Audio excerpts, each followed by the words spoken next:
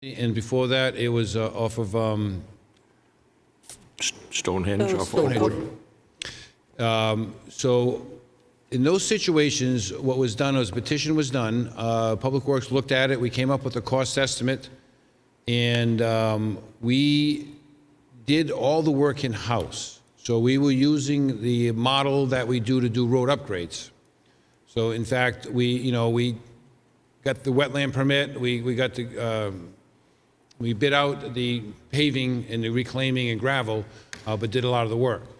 Both those projects came in with road betterment assessments, and the selectmen assessed those, and they're paying those off over a long period of time. So the RSAs give up the selectmen up to 10 years to put that betterment cost on those property owners. So then we started with the next ones. We said, oh, we got to stop, because now, we're supplementing the road acceptance. So we're using, and that was a lot of the question, hey, we're using some other town funds that you're not paying for. You're just paying out of the pocket expenses. That was one issue. Second issue, the next road that came was more complicated. They had more issues with right-of-way, the June bug, and the one out of Ronald Road. That was the one that came up, and they had problems with the road wasn't built right in the right-of-way. They had some wetland issues, which they hadn't been cleaning the ditches, and as a result, water backing up, standing there for 20 years. Now they got wetlands. They have 3 turnarounds, so it's a lot more complicated. The turnarounds are smaller. So then we said, oh, let's put a stop, hold. And then since then, we've been thinking, okay, what should we do? And on that one, I was thinking maybe we should, instead of Public Works taking on the burden, we would hire an engineer who kind of does all our roadway stuff. Right now, Stantec is working with us on a lot of our road projects, and we've hired them to update the road surface management system, going forward. And they could then go do the windshield survey, come up with a cost estimate, and then take a look at what the cost would be. And then the issue of now putting together plans of specs, so this would all go out to bid versus the town doing it. So now all the cost is there. Then the issue comes up is how we're going to pay for that, and the cost is substantial if every subdivision road is brought up to current standards. And even the current standards we looked at, they need to be looked at, because the current standards are very old. They've been here around for 20 years, and some of them aren't really applicable. For instance, the road width is based on vehicles per day, and the more vehicles, the wider the road gets. Well, we've been kind of going reverse now. We said, hey, wait a second, we don't want wide roads because that encourages traffic to go fast.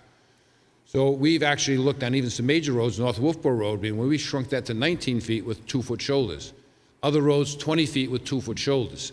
So I think in terms of road standards, we got to think, where do we want that to come to? And then Jim used the term context-sensitive solutions, which is really maybe a good spot, because every neighborhood is a little different. So if we look at a project like Orchards, pretty wide open, has plenty of room, built to town standards, really going to be easy. But other projects may be more complicated because either they weren't built to town standards or the density is different. We have other areas where Narry Shore Road, we come to the end of Narry Shores Road, we took over, and then we're plowing 200, 300 feet beyond that, because where the road is accepted to, can't turn around. So that's kind of a house cleaning issue we need to get, but they want us to take it down further, and they have a 15-lot association, and their level of road is totally different because it wasn't ever built to a town standard. So one of the things is looking at, there's different levels. Not every road would we want to have different levels based on the neighborhood. And because the cost would be very expensive for all the roads to be brought up to the same standard. So that's the question. We're looking at whether or not there'll be variable standards and based on the context of the neighborhood and how far do we go. The question of the betterment assessment, paying for the full cost, and if so, the full cost may become so high that it may not be affordable, so that if everyone says, okay, 10,000 over 10 years, 1,000 a year, I can afford that. But what if it's 50,000 over 10 years, so it's 5,000 a year for 10 years? Would that be affordable? And by looking at some, close numbers, these projects are going to be multi-$100,000 divided by the number of people who will get the betterment. So those are some big issues that have to be discussed. So I kind of just laying out where we were, why we stopped, and now we're beginning to have that discussion. So again, tonight the idea was to kind of throw out those issues, which are the road standards, whether or not we'd have a variable one, depending on the context of the neighborhood. Oh, and there's another complicating issue too, which is something that is the water lines. So when there's a water line within a road, we have been notified to DES, we are responsible for all water lines. So when we say there's private water lines, well, we mean it's owned by a private entity, but we're still responsible for it. That puts us in a pickle where we have allowed certain developments to put in pipes that aren't standard materials. So Robin Acres is one of those. They have a decent water line loop system, 6-inch cast iron, but all the dead ends or their little cul-de-sacs are substandard water piping, and they're all failing, and they need to get replaced and upgraded. They're an association that doesn't have a lot of money. They're trying to, emergency. So we have an issue of water lines. And then on the situation with what's the name of the subdivision? Frank Goodwin Road. Frank Goodwin Road, just to kind of pick another, but that has utilities within it. It has a private, has a water, town water, which we would accept because there's no reason it's built to town standards, but its sewer system is a septic system with sewer manholes, maybe some pumps. They are responsible for that now, but those pipes are in the road right-of-way. What do we do about that? Would we take that over because we own the road, or we say, oh no, you still own the sewer, you got to take care of it? So we have those complicating issues with utilities. Orchards, utilities, we have electric department. We have, I think, direct burial, where now that would not be acceptable. We need to have everything in conduit. So we have to, if we take over the right-of-way, what do we do about the electric situation? So we got to, as we start outlining this, we got to say, okay, we got to worry about what are the standards, what about the other utilities, water, sewer, electric. How are we going to go about determining how much the betterment assessment would be based on that upgrade? So there's a lot to it. And the question you said about where we are now going to be set up by this winter to be able to have that extra man and truck. That now allows me, because we don't have these extra roads, to take one of my mechanics who was working overtime to take him, okay, you can stay home unless we really need. So now it puts a mechanic back, and I can put this guy on a road route. As we develop the roads, and depending how we want to do this, do we want to do them all at once? Do we want to do them one at a time? And when would they come about? So we got to look at the schedule. And in the past, the way it was done was we did the public hearings ahead of time, in which we came up with the estimates, told whoever the liaison was with the subdivision, this is what the costs are, you need to make sure everyone's on board. We had 2 public hearings, which everyone come out, and the selectmen, technically under the RSAs, you're kind of acting as the judge and jury, in which is it in the best interest of the town to take these roads over. So you have to make that decision on how many houses are built and to what standards you want to bring those over. So that's kind of the process, and when we start that, then we'd kick in, okay, now we're committed to doing this project. Now we have to find an engineer, or Stantec, to come out, do the plans and specs and the cost estimate. Okay, now we say we're ready to go. We have to go to town meeting with a warrant article to appropriate that money, even though it's going to be paid back by the betterment assessment. So it's kind of complicated. So I think each of those items, we got to kind of, make a checklist, have a discussion, and figure out which way this board wants to go on it, and then to set out a pathway. So there are people asking me, and they've been asking Jim, I said, well, put the letter of interest in so we know you're there. And then once we put together a formal process, then we can kind of start taking them one at a time, or 4, 5, or 6 come. I think everyone's waiting, and everyone's a little bit different. So I've been talking a lot. Maybe you have some questions or add to that discussion? Yeah, David. Are we requiring surveys of these road beds? Excellent question. So in the past, we have not, because we had enough documentation that we said we could accept that. For instance, the road right-of-way was laid out pretty good. We didn't see any problems. So we took the planning board approved plans and accepted those. That may be something you might want to reconsider. because we know for a fact that some of these that we're looking at now have issues. We can see the road is not right within the right-of-way, so we might have an issue with regards to the right-of-way having to be adjusted or easements given. Okay, along with that, I know when we did Sleepy Hollow, we had to submit an as-built, Yes. a survey plan, and we had to also supply a quitclaim deed for Oh, that piece of, for that, where the roadbed was. So I don't know if we're doing that still. see, these are good points. So this is where you might want to have a surveyor attorney talk to you about that, because on these other ones, we accepted the roads. I don't really know if we got quitclaim deeds. But- We gave the town a quitclaim deed along with all the plans and a survey when they accepted our road. So I haven't seen any come through No, we did not. that I'm aware of that has a quitclaim deed with it as well. Not So somebody owns that right away, correct. right? So And it's It not the seems- town. It goes back to the original developer owns it. He kind of turns it into a private road. Everyone kind of owns to the center line of their own. We lay out the road as a right-of-way versus a fee simple. So when you give someone the title, now we own the road to Sleepy Hollow. Most of the roads in town, we don't have a deed for. We have well, it might be right-of-way. something we might consider. You guys, yeah, absolutely. But that adds to the cost. So if you want to get it, say, for instance, if they don't have a deed, then we got to figure out how to get the deed, because these pieces of land are just, Well, I know, but they're I'm not taxed. They're not just saying, parcels. if you're going to survey it, Well, there's two certainly- surveys. There's surveys for, topo and wetlands. Right. And then there's a boundary survey. So what I said before, we had the boundary surveys, the plats, is what we accepted, that right-of-way in that plat. So we do have a survey showing the plat. how that would was- you formally accept that right away without some kind of a deed description? Just say, okay, here it is, you own it. What do we own?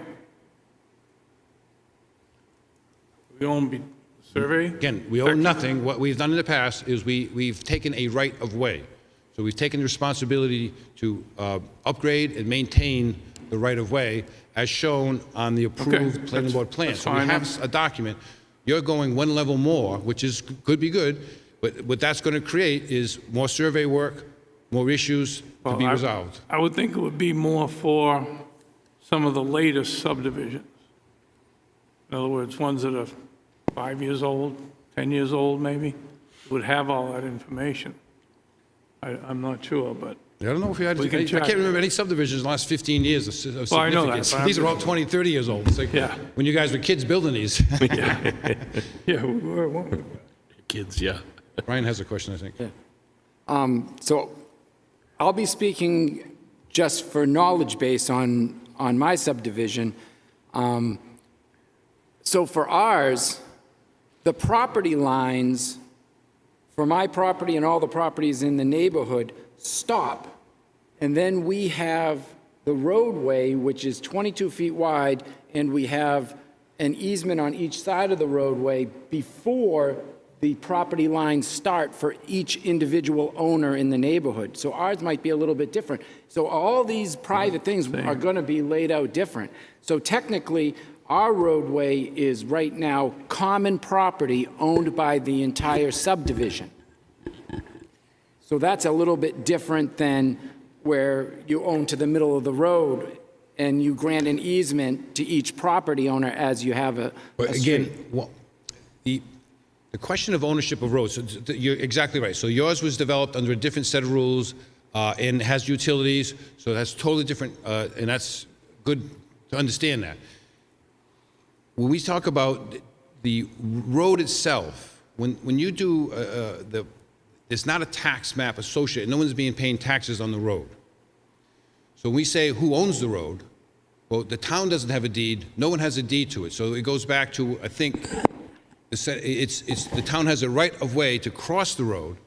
Technically, if we cut a tree within that 50-foot right-of-way, you own that tree and own that lumber.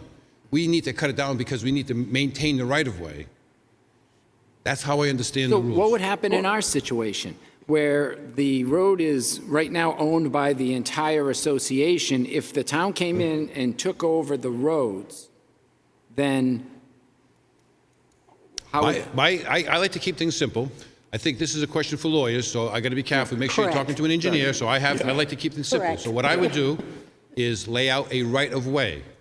So you're saying you still own everything, you may have easement. We're going to have a right-of-way to maintain the road, the water line, whatever we decide to maintain. We don't own the property, you still own the property.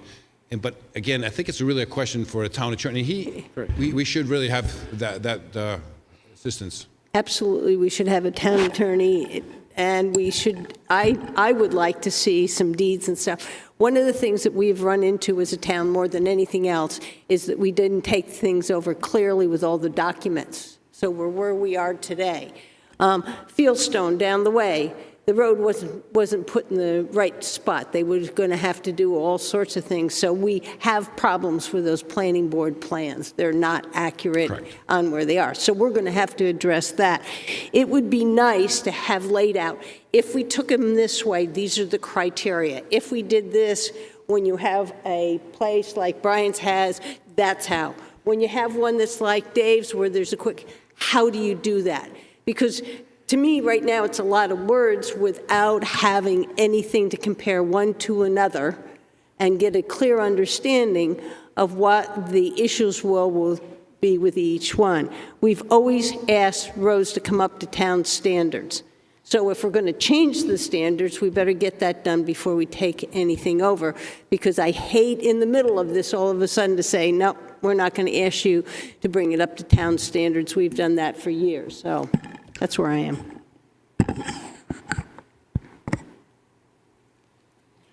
So it does state in the best practice of laying out a road that the petitioner shall file with the selectmen completed deeds of easement for all properties within a subdivision that is to become a public property, or to copies of said deeds, if already recorded, shall be warranted to transfer complete and absolute title, the town, and shall include applicable mortgage easements shall be granted specific usage maintenance rights to the town in perpetuity. So it does talk in the document about practices that deeding of it is strongly recommended. Yeah, I like that idea too of going an extra step on having the road laid out, the roads laid out with deeds and everything, if they're possible. Like some of the older ones, you're not going to be able to because they're by, some of those old roads are by, or prescription, I think they call it, and stuff like that. So they're just basically where they are. I do like the idea of going through the petition. I also like your idea too, Dave, of maybe coming up with some different types of standards for different types of subdivisions or, you know, neighborhoods and stuff, however we want to call it there. Because a road with, you know, 10 or 12 homes on it should be treated, or could be treated a little differently. The one with, that has a through system, like a, you know, an entrance and an exit with 50 or 60 homes on it, as far as width goes, stuff like that. So I think it would be a good idea to look at some different types of standards for stuff like that, for road width and stuff, like you mentioned on North Wolfeboro Road. We brought that down to 19 feet for traffic calming. I think too we should, you know, move forward with, you know, going forward. I think we've kind of gone this route anyway now of, you know, hiring the engineer to go in there and with Stan Tech to do the design and come up with the recommendations, bid out the construction and stuff. I think some of these are could take a lot of, you know, the highway department's time, which takes them away from doing, you know, as you know, a lot of the maintenance work that they should be doing and stuff, and you know, and do the assessments, you know, the betterment assessments to pay for them and stuff. However that comes out, and then it's up to this association if they want to, if they can, you know, handle the whatever that number ends up being for the group of people in there. Kind of my thoughts right up front on it anyway, but. And I think one of the challenges, as Dave alluded to, is, you know, those streets where there is water line in the street. It's my understanding that we may not be able to commit a betterment assessment on a water line, correct? Correct. So Yep. therefore, if we're not able to put a betterment assessment on that, does the Water Enterprise Fund take on the expense of replacement of those pipes? I think that's probably one of the real serious questions that we need to have answered, because that could quickly rule out a couple of roads really quickly. So we, again, another complicated issue with the water utility, and I don't know how this relates to the electric utility, which could also be an issue, where I say we are responsible for delivering clean water by EPA and New Hampshire DES through their pipes. They still own the pipes. We don't own the pipes because we didn't take them. But we took the responsibility to deliver water through them. So it's kind of a complicated issue. So we can't use the RSA for betterment assessments, that RSA specifically, which is specifically for roads. I think that's what we found on the Port Wetland. But I think there are other mechanisms for us if we were to take over their water system ownership of it, or do we say, hey, look, we're going to manage it for you, and if it has to get replaced, then we're going to charge you to replace it? Or do we say we take it over and then for a one-time charge, which would be to upgrade it, but not call it a betterment assessment? We'd have to figure out how that could be done. So that complicates the issue. But it is, we're going to be doing an inventory of all the private water systems, and we just started with the seasonal water lines, and that's become a burden upon itself. It's huge. These other private systems, most of them were put in with ductile iron pipe and not a problem, but some of the areas where they went in with the cheaper piping, that's what's making me nervous. So something we got to be concerned about. The cost for getting the deeds and doing the survey is going to be substantial. And again, so I see everyone saying, okay, let's go ahead and do that because it is recommended. I think you ought to look at all the alternatives and make sure you know the pros and cons of what you're getting into and what it's going to cost for the petitioners so they know what they're going to get themselves into. In relation to the roads we had accepted, when I've been here, it was only the two. The other roads that were accepted, say from 1980 to up to 2006, and there were, a few of those, we could see whether or not we have deeds or what we have or don't have, and do we have problems or don't have problems. But it is significant cost, and boundary surveys are a lot different than the topo surveys or wetland surveys. So just so we understand that that's an issue. But I think we should do is make bullets of all these issues and then break them down, and then what your questions are so we can answer the questions and then have a further discussion, and then start thinking in terms of, like you said, here's the process. If it was built to town standards and it was a planning board approval, then it has a certain standard. If you have issues, okay, now what do we do? If it's a camp road, so this is the other issue with Nary Shores Road, and I bring that out because it's not unusual, but land was developed along the waterfront. It's all tied up in subdivisions that Mrs. Nary did, who knows, 100 years ago. It was probably all her family. And then the bigger chunks of land behind were sold in the 70s and 80s and developed like Gratz and the different people. And they subdivided according to our subdivision regulations without stormwater regulations or drainage.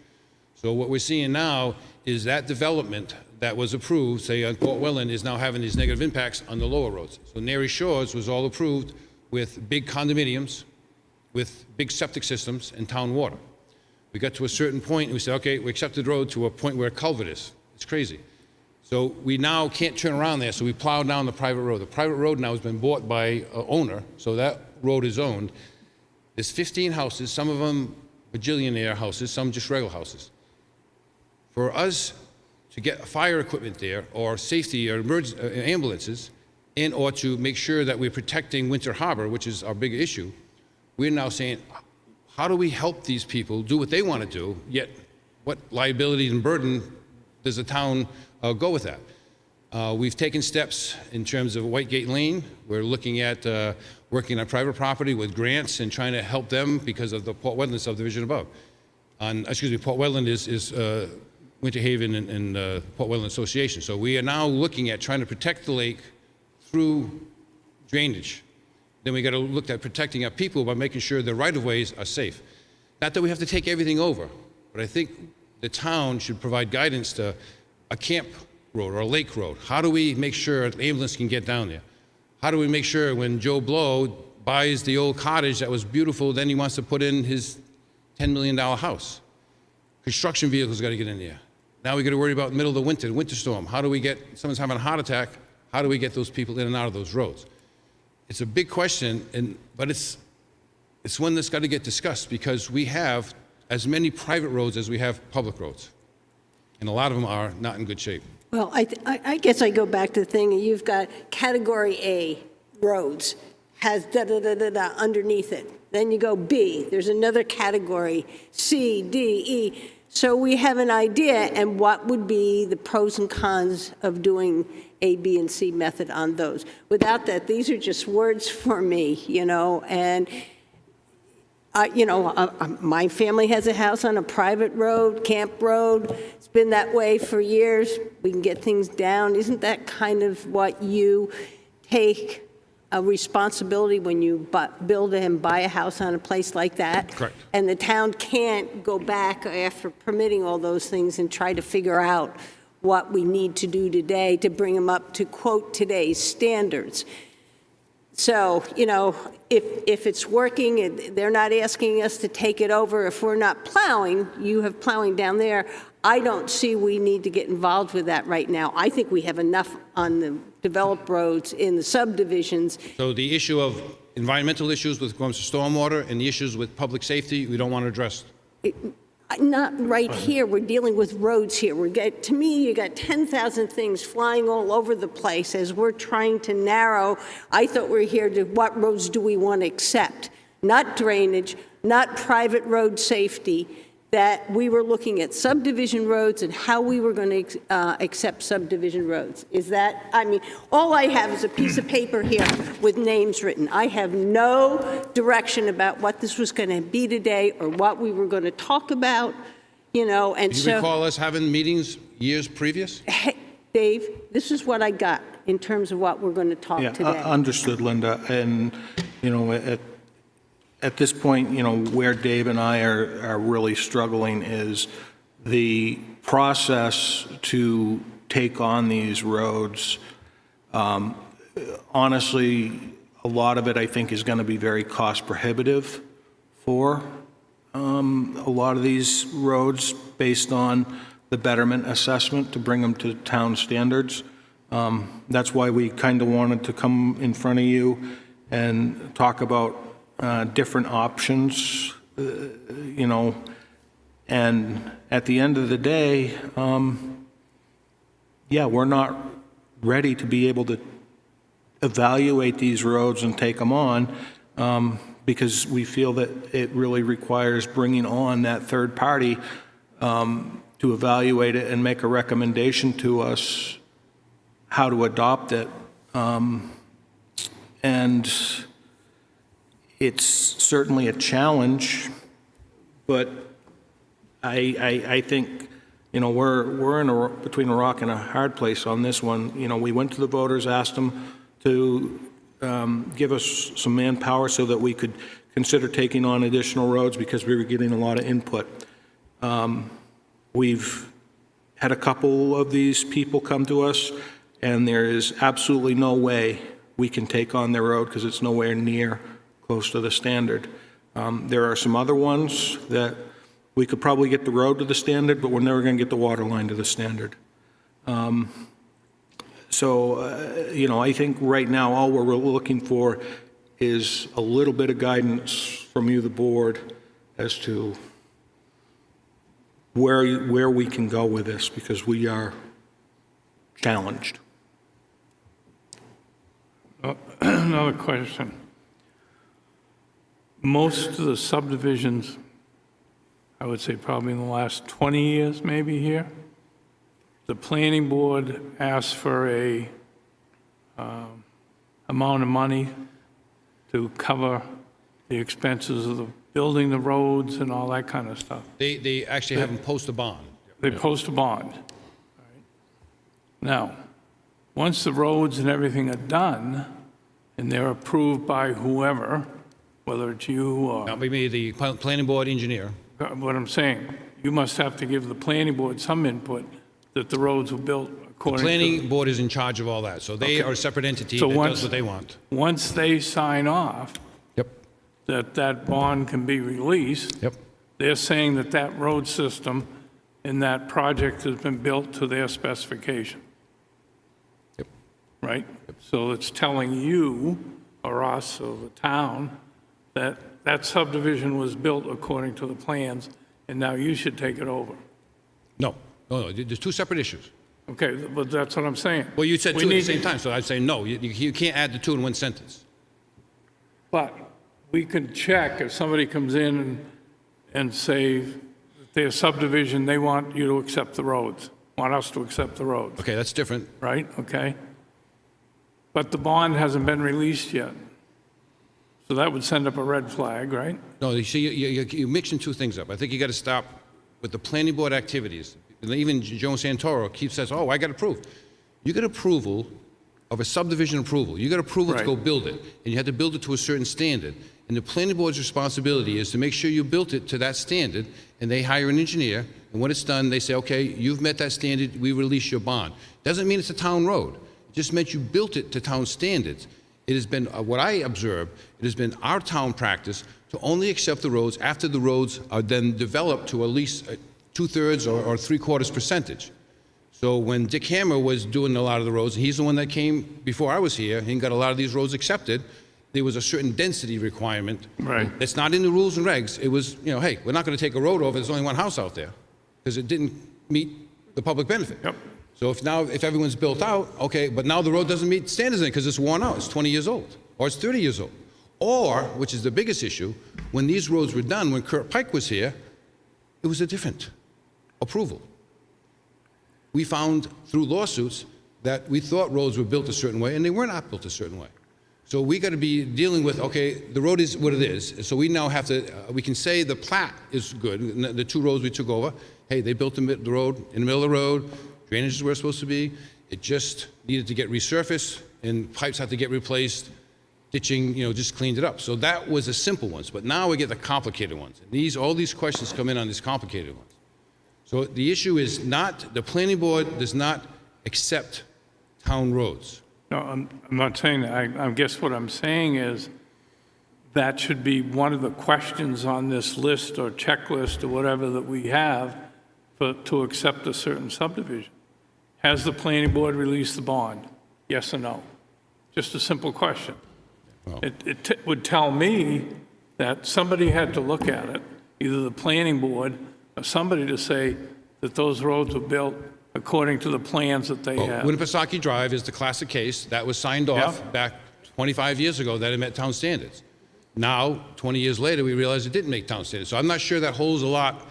Now, recently, more recent ones, yes. Going forward, from today going forward, but I there are guess no I'm saying that that is something that's been in our regulations as far as the planning board's concerned, and should probably still be part of this checklist, if that's what we're going to call it, whether it's been signed off by the planning board or not. Absolutely.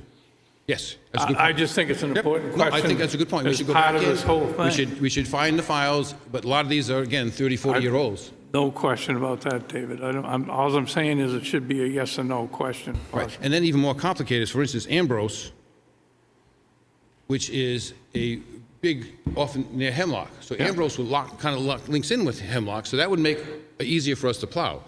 But that has a huge drainage system, and it has detention ponds, and it has a lot of stuff that the planning board approved. We don't know if the developer ever maintained it or built it properly, so, and there, it's been so long since he's finished. Has he finished the road? We don't know. So it's so many questions with the developer like that. We have a lot of concerns. So it's not only, that's why I say drainage is important, because drainage is really important to us. We found out that, hey, we got to make sure things are working properly. If that drainage is not working properly, it's going to flood out Vonnie Road or Bay Street. And that's why it was put in, but we don't know, no one monitors it. So when the planning board engineer, all we do, we pay him to come up, he does a little checklist, and he leaves. He has no ownership in our town. He knows nothing. We have, those guys, we got to be, that's the planning board's responsibility to do maybe a better job, but I'm talking about things that happened 30 years ago. None of these are new. I'm not They're all questioning old. that. I'm not questioning that at all. I But can going remember, forward, I think it's a good I point. know this road's been accepted in this town years ago. They were just a farmer's mix. They weren't even paved. And they accepted them. We get a lot of taxes from there. What? Well, I that's can tell no you a way to story that accept you it. wouldn't, you know. Just a thought, why don't we just, as these have all been requested by to the town at some point, whether it be in the last year or two or whenever. So why don't we just take it one by one? You got to have a process first. You can't take it one by one. I think we got to make decisions. Is everyone going to have a deed? Do we want to have a deed? That makes a big difference. Do we have, or a right-of-way, is that acceptable? How far are we going to go? And it's got to be clear before we start the process, because I can tell some people right off the bat, okay, you're going to be looking at $1 million and you only got 20 people, so you got $50,000 a person for 10 years. If not, don't bother. Don't waste our time. And I think, that's the reality. We got to know the process, and then they got to begin with the end in mind, so they have something that's practical. They can't start a process, invest time and money, and all of a sudden find out, oh my God, there's no way we can afford this. And I think Dave and I have heard tonight fairly clearly that the board wants us to stick to the road standard. I would say a road standard. I think what Brad was saying, if a road has X number of houses, this is the standard for that kind of a development. Am I correct, Brad? And then a bigger one might have another standard. But we would put them in the categories so they're very clear. Okay. So I think that gives us some direction so we can build these bullet points I don't know where and come back to you with a draft process on how to consider the various roads that are in front of us. And is the other question on whether we want to hire a third party? Was that the other big question that Dave Oh, I think had? that's a given. Yeah. So we're going to all agree that that's what Yep. we want? Okay. And right now, because we're using Stantec, who's doing a lot of our roads, they know how we do business. They're the ones I've already started working with to help us. And in addition to the existing road standards we have now, we have multiple drafts over the last 20 years. They never got updated, though. So we still have these very old regulations, which really are outdated. They do need to be, and they are from the planning board. So we do need to work with them to get those updated, so that if we, because their rules are for new projects. So when new subdivisions come in, they're going to meet all those. We're looking at subdivisions that were approved 20, 30 years ago. If we're going to use the same standard, then okay. But so the first issue is the road standards. Let's find out what's there now, and find out whether or not you as a board would look at recommending to the planning board that we make some changes. That is more in terms of, that's that term I use, context sensitive. We don't need to have 24-foot road, subdivision roads. Yeah, I think that makes sense. We want to be able, people want to be able to walk, we can't have sidewalks. Okay, we have a paved, and we have a nice shoulder that allows me to plow and have a shoulder that people can walk on. It's a little tight, that makes you go a little slower, which is what the traffic calming. So the only we got a truck, I got to go slow. Yes, that's what we want. We want everyone to go slow. So those are the things we can talk about with the road standards. We're going to talk about the deed and right-of-ways. So we should probably have town attorney, I hate to say it, because I don't like getting attorneys involved in any of this, but clearly you would want opinion, the difference between a deed or quitclaim deed and a right-of-way. And what that would cost and what the end result would be in terms of the pros and cons. Dave, do you remember if there's still anything in our books or anything about the density? You referred to that a while ago, and I remember that back in the day, that used to be 3 houses every 600 feet you had to have before they could even petition the town to take it over, so. So when that standard was upgraded to the current standard, it was dropped. Okay. But it was always been, hey, you got to have some density, which is, either 3/4 built out or so many per so many feet. That should be maybe Put back in. Brought back, yeah. so for road acceptance, because that is an important one. Yeah. I don't know if it's possible, but when I have to make a decision on something that's expensive in a big magnitude, if you had a point system and you make a set of criteria for roads, make a set of criteria for water system, a set of criteria for electrical system, set of criteria for drainage, and then you associate each one of those questions, you put a point value on it. These roads, on a 1 to 10, this is in this condition, that's in that condition. Then you could get a number as a whole, where is this subdivision compared to this subdivision compared to this subdivision? it's almost like when they do a used cars. When you buy a used car, it goes through 150. What's the purpose? So that you could have a good way to compare subdivision to subdivision to subdivision and put a numerical value on it associated with your knowledge of the subdivision, and that would give you an idea of which ones would be more problematic and harder. You might know off the top of your head, you've been doing this for a long time, and you might know which one of these roads has the most potential to not break the bank and to go forward with it. But you might need to show people, these are the criteria I use to determine which project we're going to and why we're going to it. See, I don't know, Brian, I don't think you understand. We're not picking projects. People are coming to us, and we need to develop a process to evaluate the road if it's going to be town-to-town road. You wanting to do a study of all, that doesn't No, make not any a study sense. of all the roads, but I would look at these and I would say, okay, we got 6. Which one or two have the most probability of actually getting done? Are there any of them that have the probability within an amount of money? Can't do this. Why would you want to know that? Wouldn't. We're not going to say, oh, because Orchard's is in better shape, we're going to pick you and let all the rest behind. We got to develop a process first.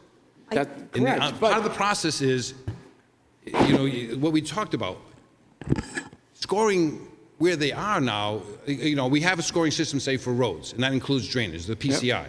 So we can do a PCI. And on the water system, it's really either good or bad. And then electric, that would be Barry's. But I think we have to do the evaluation of the utilities. We have to do the evaluation of the road and what it's going to cost to fix it. If they What are. you're talking about is, I don't know, doesn't, If they are. I think after we get all these in process, how will we decide? Is it how they first came into us? How are we going to decide which road we will or will not do? And the cost impact, I think that's what he's trying to get at. You know, I first looked and saying, okay, we have 6 roads here. What was the order in which they requested that the town take them over? Some kind of way to try to figure out, let's say the Orchards have been asking us for 2 years, 3 years, another one's been asking us for 6 months. So are we, as a Board of Selectmen, going to say, are we going to use when they asked as a criteria to look at? Are we going to look at the need? Maybe because it's a narrow road and we can't get equipment in. I think he's just trying to find some kind of way. Once we have, and I'm with you all the way, we need to have all the criteria. But once we have all that, how are we going to choose which road? well, that's your decision to make, first come, first serve, or who's the first that can come with the finances, who makes the commitment, who gets the public hearing? Because it really comes to the public hearing and the cost. So I think when people realize how much it's going to cost, they may say, hell with that, I'll live with my broken road and heck with the town, I'll just sell my property and leave it to the next guy. So it's going to be tricky, but I think our issue is developing the process of which that will come out of it, but you don't get to pick. I think you got to make a process that says, okay, it could be all 3 of them. It could all 5 of them could hit the town meeting same time. Okay. Unlikely. Yeah, and so we have to recommend different ones, right? Votes, whenever it's money, we can Well, either each one is decide. on its own. Each one has its own Well, merit. but we still have to vote whether we as a board vote 5-1 or 5 that we want to move forward with it. And if the money, if you have 3 of them and the amount it's going to cost the town or the betterment assessment, if we don't think we have the capacity to plow them all or do anything, we might not want to vote in favor of all of them. Because there's going to be maintenance after they're done. Well, okay, Well, you know, I don't think I don't see why it's such a difficulty. At some point, we're going to have to decide. They petition, we have all 6 of them on the warrant. We have maintenance, we have, can the one person and the truck plow all those? They're all going to be certain kind of questions. And we as the board, if there are 5 or 6 of them, may decide that we'll vote in favor of 2 or 3 of them and not the other 2. Exactly. You as a board can do what you want. And that's, yeah, so whatever you want. I mean, if one of them is going to cost $50,000 for every citizen who lives on that road, that one, it may not happen first. It may have to happen last. Who May knows? not happen at all. It might not happen at all. I mean, if I was going to tackle this, I would look at the one that after we make our criteria and after we decide what we're going to look at and what needs to be done, I would look at the one that would be most likely to succeed. Is a betterment fee reasonable enough that the people can afford it? That's going to be the biggest thing. Because like you said, when people see, I have to pay $10,000 a year. But they have to petition us. Yeah. Again, if it's not Right. reasonable, they're not going to And petition. remember the us. process. They petition, Yeah. we do the windshield survey, we come back with some general numbers. Then they got to suck on those numbers, say, can we do this? Then they request a public hearing. Correct. Then we start the public hearing process, and if we can do more than one at a time, fine. This takes a lot for one. And if we got one for next year, I'd be surprised. But what we told the town meeting, with one person and one truck, we could take over 5 of these. So we're saying is, with the one truck and 5, we pretty much said, that's what the warrant article was for. I'll have to go back and look at it. I didn't think we said we could take 5 roads, but I will check it out. I don't recall that. I know we said we were going to take over more Yeah, roads. I don't think we used recall, a but- number. I don't think we had a number. I wrote you a letter to Jim, I think you have a copy of July 30th of 2021, so that was the basis for the warrant article. I thought it was all about, we add truck and road, we will be looking at adding 5, because I was trying, how much to do that, and I kind of, so in terms of it's, the ones that have petitioned already, so we have the 5 roads that were petitioned before, or I don't know officially petitioned, but we have the So you- inquiries, and I told everyone to make the official petition, so we have the petitions in hand. So you're saying 5 of these roads, because of getting that one driver and truck, we can handle those? That was the, yes, That's what you're saying, so. that's what I said at town meeting, I think, too. Well, that kind of puts it on us that that's what we're supposed to do, and if that's what it is, so we're saying that 5 of these, based on one truck, we should be able to handle it When I'm in reading terms it- of our internal maintenance and everything else. Yeah, if the town hired one full-time equipment operator and added one new plow truck, we could accept with betterments the equivalent of 5 roads listed above. So that's what I wrote back over a year ago. And I looked at it with the guys and what we could do, and but that's the first chunk. And then who gets the first chunk? Yes, you could have some evaluation, but I have think to what's going to happen is the cost will drop them out. Yep. I know that. And it doesn't include yours, because you haven't petitioned yet, though. Yeah, ours has been petitioned. Okay, so we got to add that. And actually, ours was petitioned in 1991. That doesn't go. I have the folder at home in my house. They asked, that was the first time that one was asked to go public, was 1991.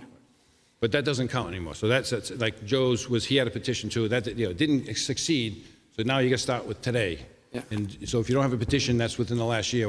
We have one, we have one. Okay, good. Okay. Okay, so I think we've got some direction to be able to put some things together so that we can come back to you with a process and hopefully some recommendations. And Jim and Dave, just so you know, if you guys like, I'd be happy to sit down with you guys and work with you on some of these stuff here and, to get ready to bring to another meeting and stuff like that, if you'd like a little. That would be fantastic. Yep. Happy to Okay, we help. have some people here tonight. Anybody have any questions, want to add anything? Could you use the mic?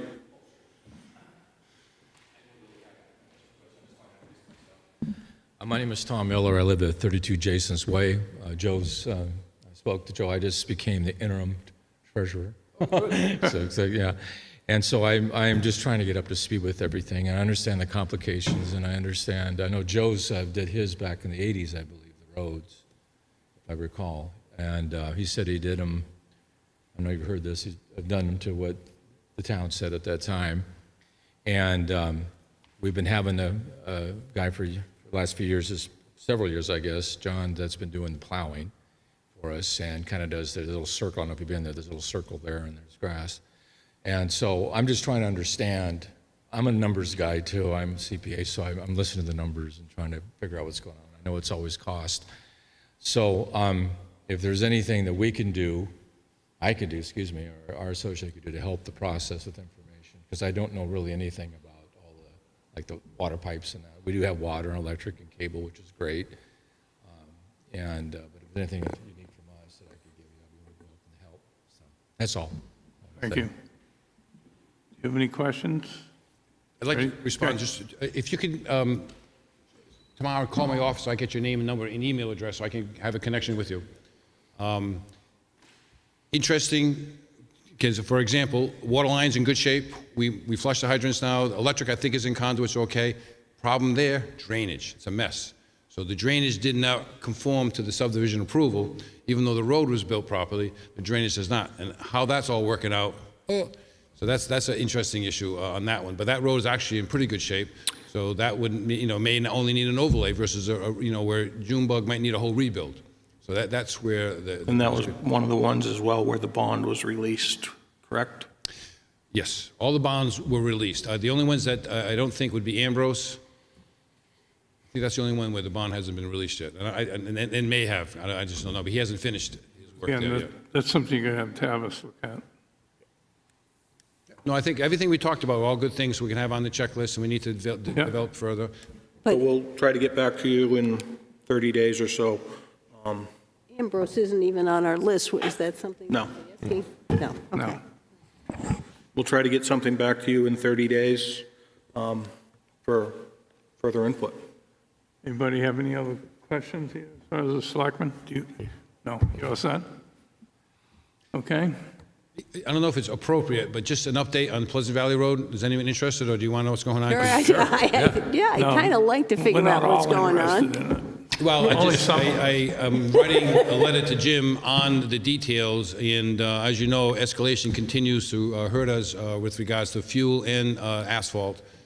And we really are struggling with overlaying some of those roads which need to be rebuilt. So we are going to rebuild two of the sections coming into the bridge and going out of the bridge up to, so that those are done permanently. And one of them, we have a water line that's got to get replaced because it's a seasonal water line from the hydrant to camp school. Yep. Let's finish that, let's do it right. And we also want to do is bring those roads are squished out to 24 feet wide, which makes it more people going 50 miles an hour. But we need to slow people down to the posted limit, which is 30. And on that curve coming by camp school, that should be reduced speed limit. Because It is reduced as you come around it, but you got to make sure you have enough room to get through there, not Well, narrow that too much, because people then... The issue is 24, it is for high speeds. So if you reduce it, then people will have to slow down. So what we're looking at is grinding 24, but paving at 20 feet with 2-foot shoulders. So that will give you, the pave width is going to make you feel, oh my God, how am I going to get around here? So you're going to have to slow down, but you're going to have the 2-foot shoulders, which is where your pedestrians could be and where we can plow the snow and not be right into the ditches. So that is the concept we're using. In Pleasant Valley, it does vary as you go out, but it's 24, 23, but we're trying to bring it all back to 20 with 2-foot shoulders. So if you go down by DeValders, which is Yes. this, and you're not going to get shoulders there, and you got, my only concern is the school bus and a plowed truck. Yes. In that area, and let me tell you, that's hairy, that they cannot... That's a non-conforming area, so we're not Okay, working that okay. area yet. That area, again, just for other people, we're doing in sections. We have like 9 sections on Pleasant Valley Road. That section where we had done the 2 culverts, we had paved at a different time. The culverts are needing work, and we're working on the Townsend Brook. So once we come up with that, we will rebuild that section when we rebuild that culvert, but it will be a narrower road because of the geology there. The other thing I was telling you, we are cutting brush. We're trying to keep within the, so we are renting in that canopy so we can work safely. But we have identified $50,000 of trees that need to come down. They're dead or they're ash trees and they're dying. So I was talking to Jim how we can, make this work. And we were going to contract out $100,000 to do some of the drainage. We've looked at our schedule of us doing that work to save the $50,000 so we could use it to contract out the trees, which is really critical. That'll push the schedule back from August 15th to probably September 15th for paving, but still within acceptable range. So our crews now are working on the drainage. We've diverted some money from the reclaiming and paving on Upper Trask Mountain to Pleasant Valley Road. Even though I committed to those people up there, it's a dead-end road with only 10 houses where, we got hundreds there. So I think it's justifiable, and we still would like to put some drainage in there to help the problem, but not, the paving we put in next year's plan. So I just want to make sure you're aware, we are doing a lot. We will be out there all summer, and just be careful, take your time. But the intent would be to, the first section is closed drainage system. So from McManus Road down to Cross Road is curb and closed drainage. That drainage has to all get replaced, and that's going to be expensive. That'll be in next year's budget. Okay. So this year, we patched it. We may do a light shim on it, but that all has to get rebuilt, and that'll be a separate. Okay.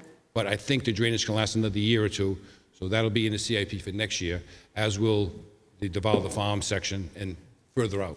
Well, we have the problem with the dam going underneath there. Isn't that what they call that from that? It's hard to believe it was a fire pond. It's just mud at this point. But isn't that one leaking? Isn't that one we have to do? And shouldn't we do that in conjunction with doing the road there? Next year. So that's why we're not touching that this year. So this year, we have the letter of deficiency from the Dam Bureau, so we got to cut the trees. So we're getting updated easements with the new property owners. We're notifying them. We got to cut those trees down. And then we are working on the wetland permit for the outfall protection.